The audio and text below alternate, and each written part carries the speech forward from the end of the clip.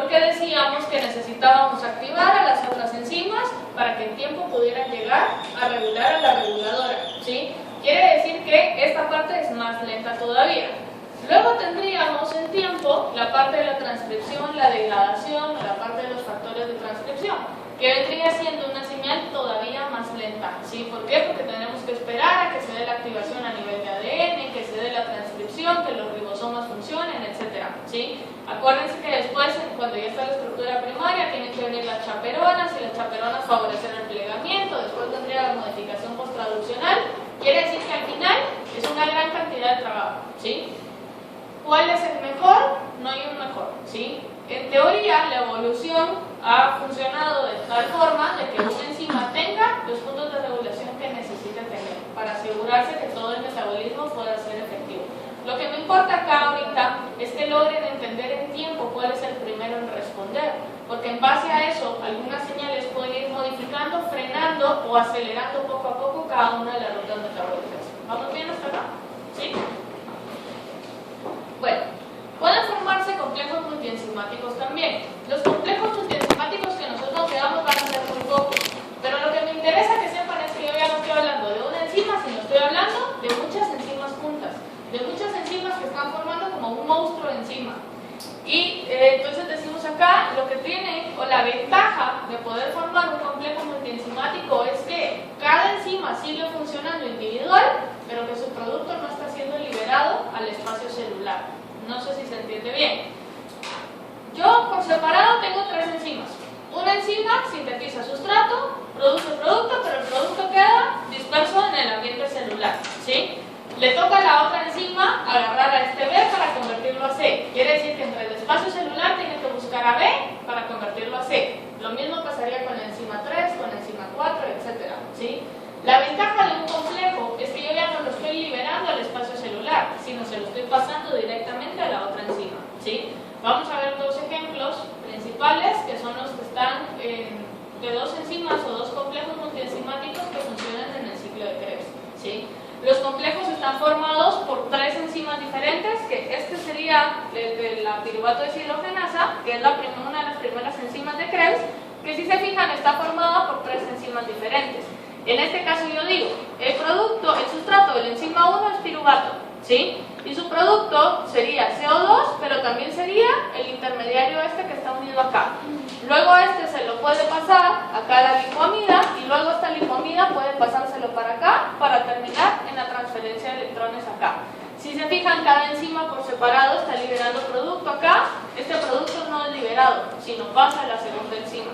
Luego este producto pasa a la tercera, este producto se libera por esta, pero los electrones al final quedan acá. No sé si se entiende, es como pasarlo dentro, ¿sí? Aparte de que pueda ir liberando más al espacio celular. Entonces decimos, esta parte, eso de irse pasando el sustrato, que ahora es producto, pero que es sustrato de la otra, no sé si me entienden, pero eso de irse pasando el producto de una a otra, al final es a lo que se le llama canalización de metabolitos.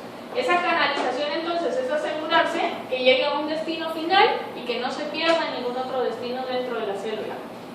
Podría ser, por ejemplo, que yo sintetizo A a B y luego B tiene que pasar a la enzima 2. Esa sería la canalización de sustrato. ¿Para qué?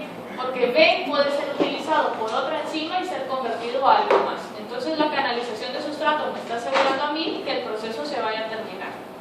¿No hay ningún complejo multienzimático donde el producto intermediario pueda salir? No. Todos tienen que siempre servir para la siguiente reacción y terminar. Sí, en teoría sí. ¿Cuál podría ser el problema? Por ejemplo, que esta enzima, si se fija, esta enzima tiene lipomida. Si se recuerdan, la lipomida era un derivado de vitamina que funcionaba como un brazo giratorio. Una deficiencia de esta vitamina hace que todo el trabajo pare, ¿sí? Entonces al final el producto no es liberado, pero tampoco es procesado, o sea, se topa, ¿sí? Queda estancado todo el producto ahí. No se da ninguna deficiencia que permita liberar productos intermedios, que serían como hoyos dentro de las enzimas, que yo sepa no, ¿sí? Entonces acá son sitios unidos por túneles moleculares, o sea, las enzimas siguen siendo independientes, pero debe de haber algo que las conecte entre sí. Se cree que están sobre trayectorias superficiales con carga electrostática que las permiten mantener unidas. Por lo general, estos complejos son complejos que o muy cercano entre la membrana, para que la membrana sea en donde se depositan las tres enzimas para poder hacer esa canalización a través del sustrato. ¿Sí? Creo que esta canalización solo sucede en los complejos. Solo dentro de un complejo. La canalización es producir algo que no está siendo liberado. Entonces se convierte como un intermedio dentro del complejo. ¿Sí? No sé si se entiende. Solo pueden haber unas enzimas. No, en teoría pueden haber más. En teoría pueden haber muchas o pueden haber menos. Pero estamos hablando de que hay más de una, o sea, por lo menos dos enzimas para que estén juntas, para poder hacer la canalización. ¿Sí? Entonces, como les había dicho, aparte tenemos otros mecanismos que pueden favorecer la regulación. No es que sean una regulación en sí, sino yo lo que voy a hacer es tratar de poder detener o estimular una ruta.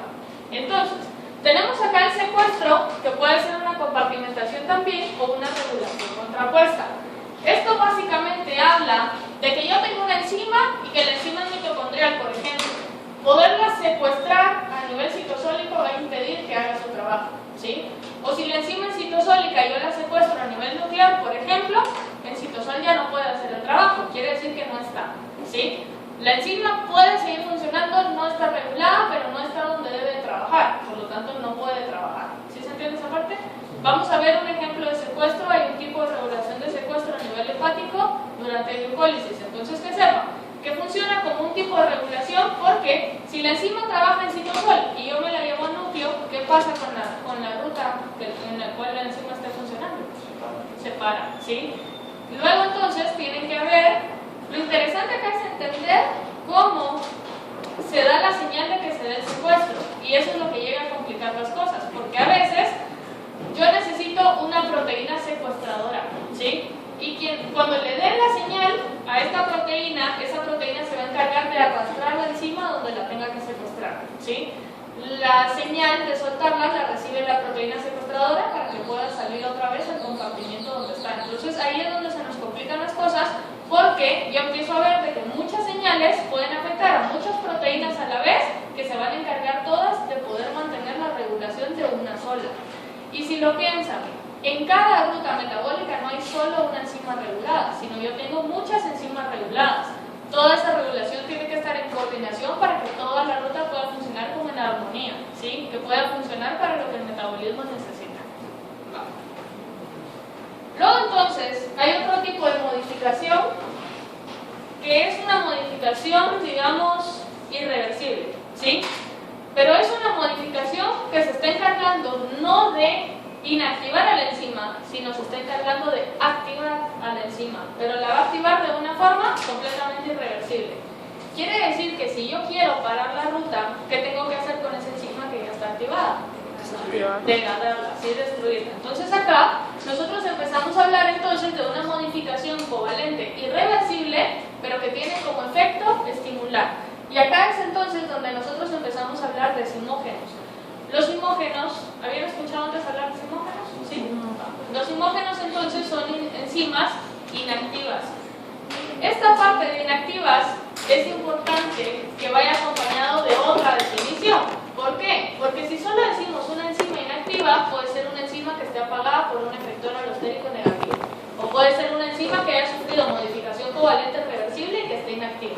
Entonces, decimos, algunas enzimas son almacenadas en un compartimento o en algún organelo específico en formas de precursores inactivos. Entonces, realmente, esta es la palabra clave acá, son un precursor enzimático.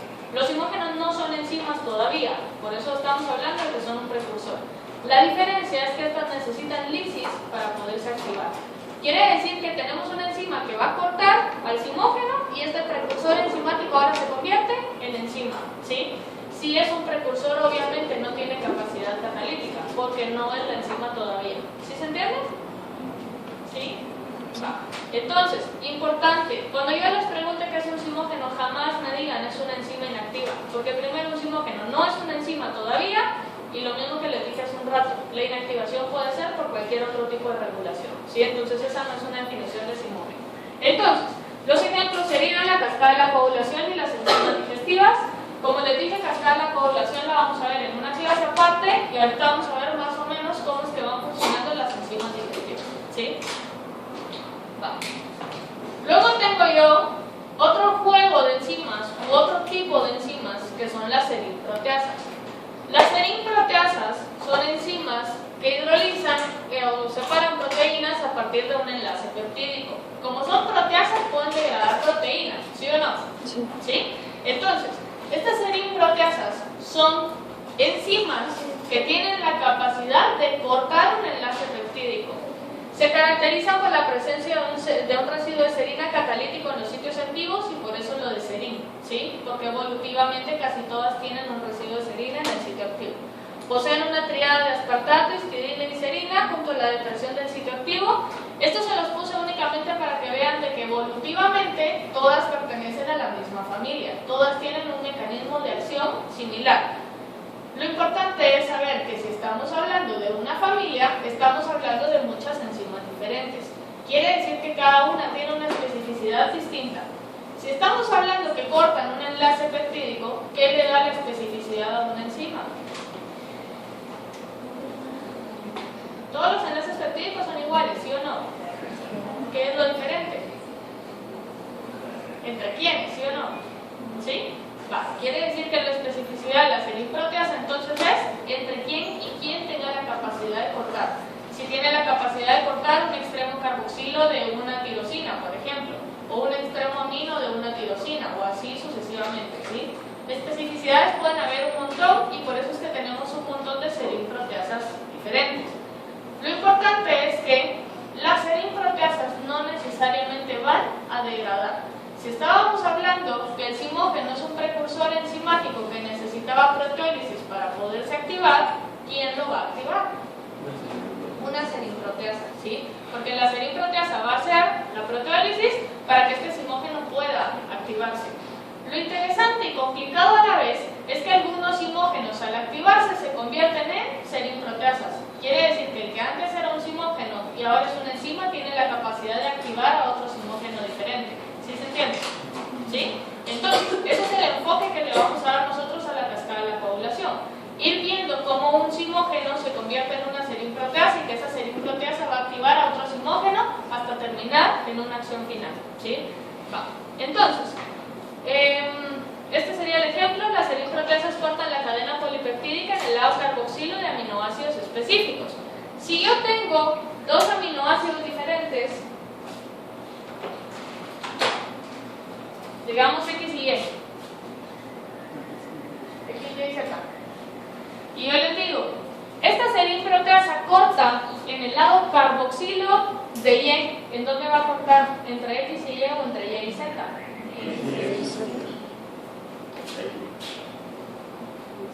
Va a cortar acá. ¿Por qué? Porque el carboxilo está entre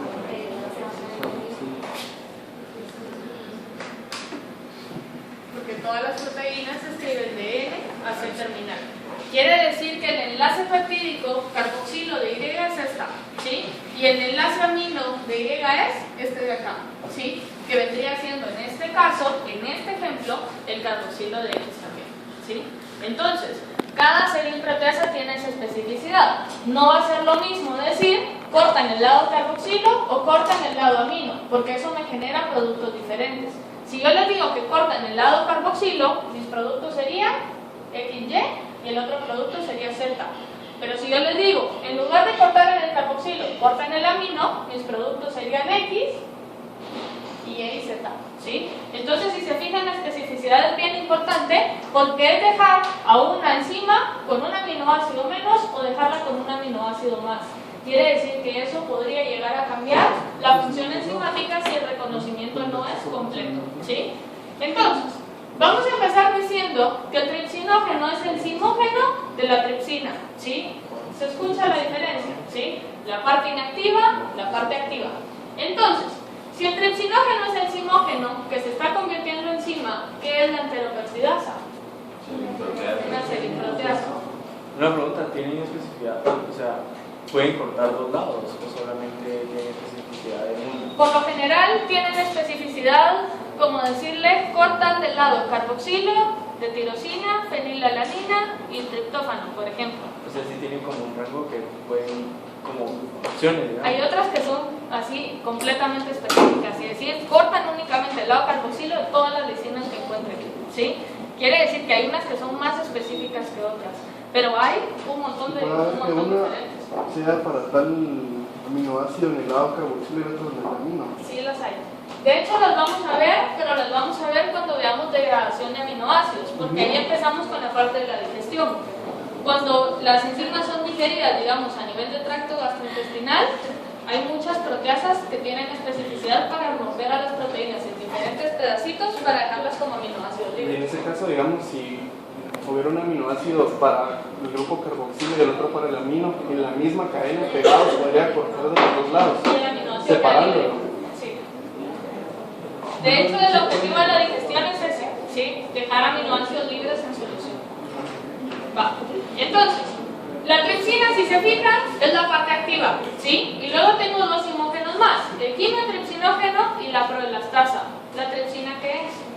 Ya no es un simógeno, ¿qué es ahora?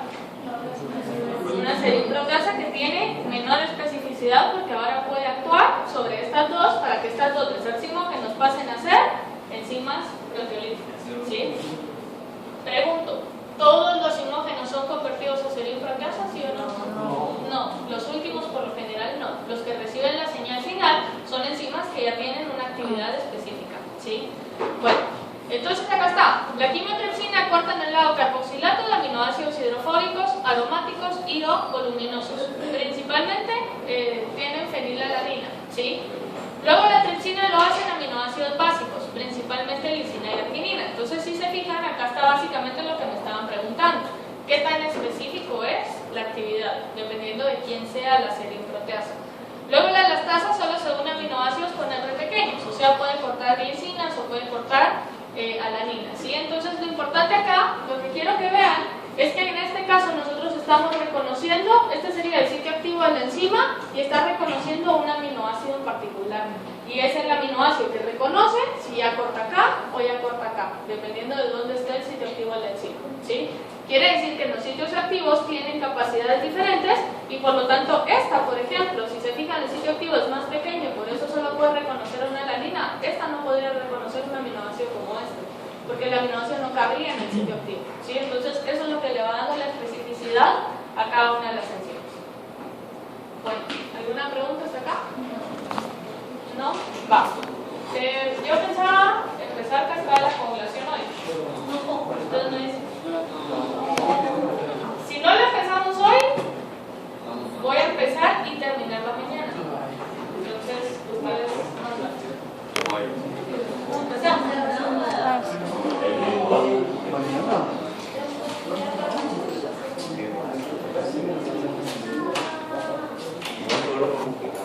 Mejor mañana se nos va a echar el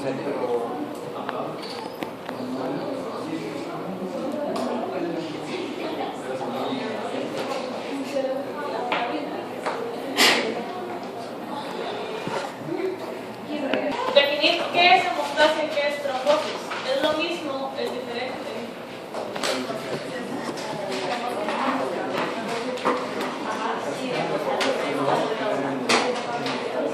Exacto. Son dos procesos distintos, ¿sí? La hemostasia sería el cese del sangrado a nivel de factores de la cascada de la coagulación, ¿sí? Y la trombosis entonces sería la forma en la cual se va dando el agrupamiento plaquetario ya con la formación de un trombo para que pueda formar la costra o pueda formar de nuevo todo el endotelio vascular, por ejemplo. ¿Sí? Al final, ¿qué necesitamos para la coagulación? Las dos cosas, ¿sí? Quiere decir que el proceso de hemostasia y trombosis sería básicamente hablar de la coagulación, cómo el proceso en sí permite el cese del sangrado con la regeneración del endotelio vascular, ¿sí? Entonces, la hemostasia y trombosis comparten tres fases, o sea, no las podemos, al momento en que hablamos de coagulación no las podemos separar como tal, o sea, necesitamos que las dos cosas le estén dando simultáneas para que el proceso pueda funcionar, ¿sí? Entonces, las tres fases serían, primero la formación de un agregado plaquetario, laxo y temporal. La parte importante acá es decir que es temporal, ¿sí? Se agregan las plaquetas entonces.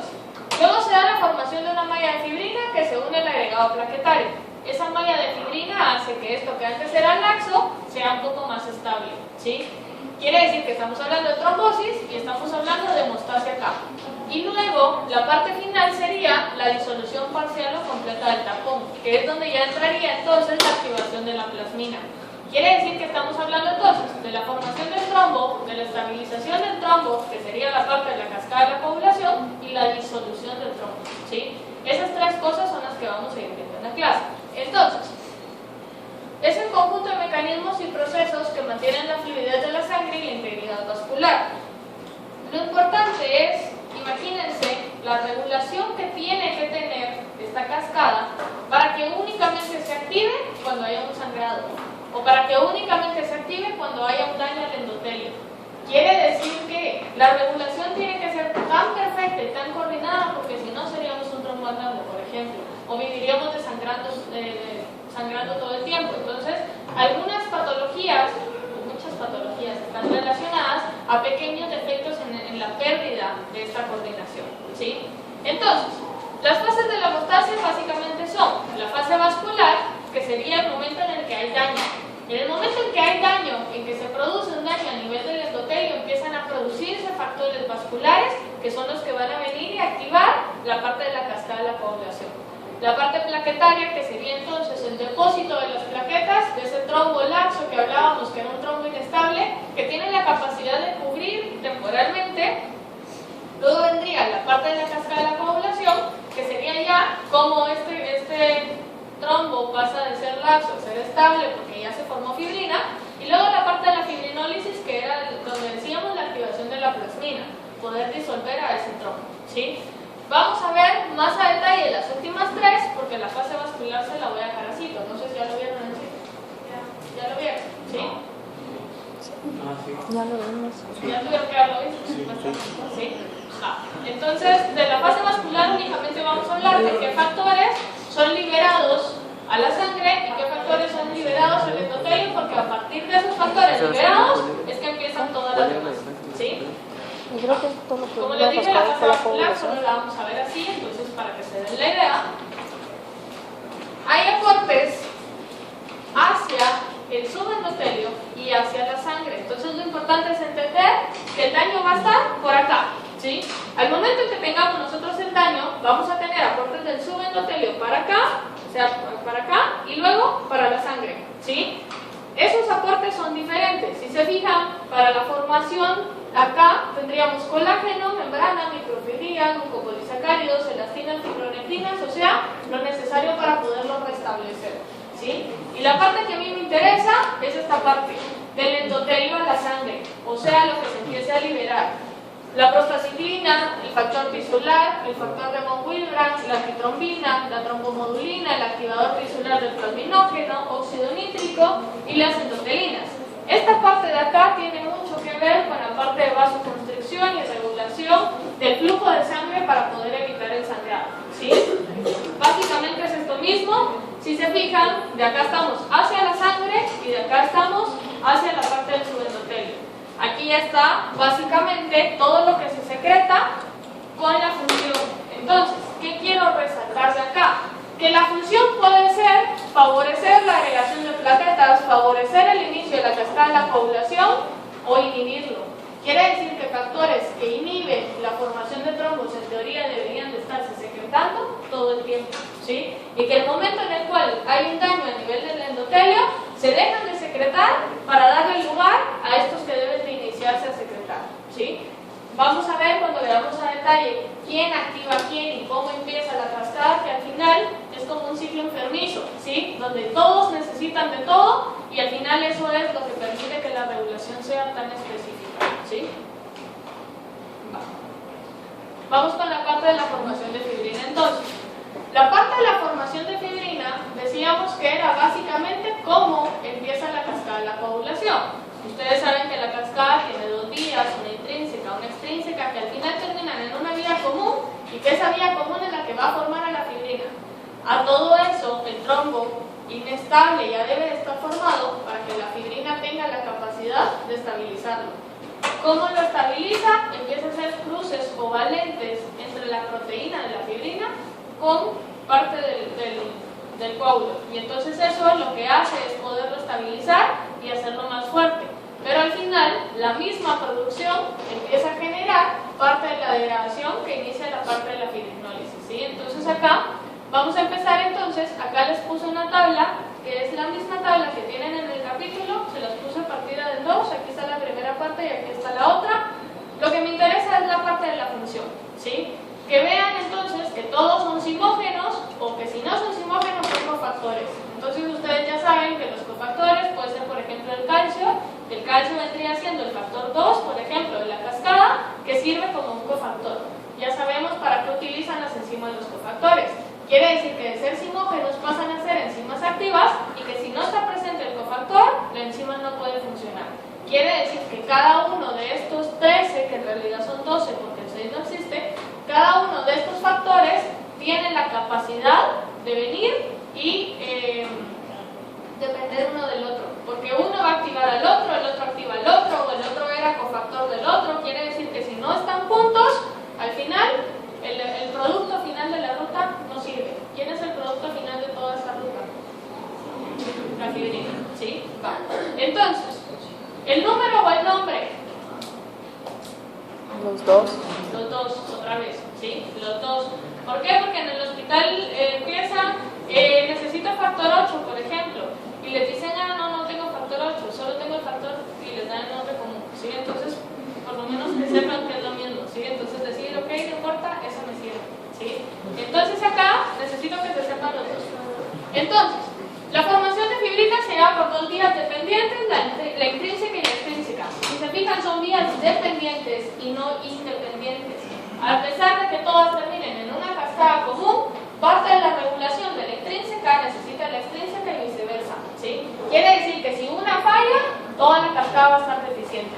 Convergen en la vía final, que sería la vía común, e involucran muchas proteínas diferentes. O sea, simógenos de proteasas dependientes de serina, o sea, simógenos que se van a convertir en proteasas, cofactores, fibrinógenos, las transglutaminasas, que serían las encargadas de poder formar la malla de fibrina, y proteínas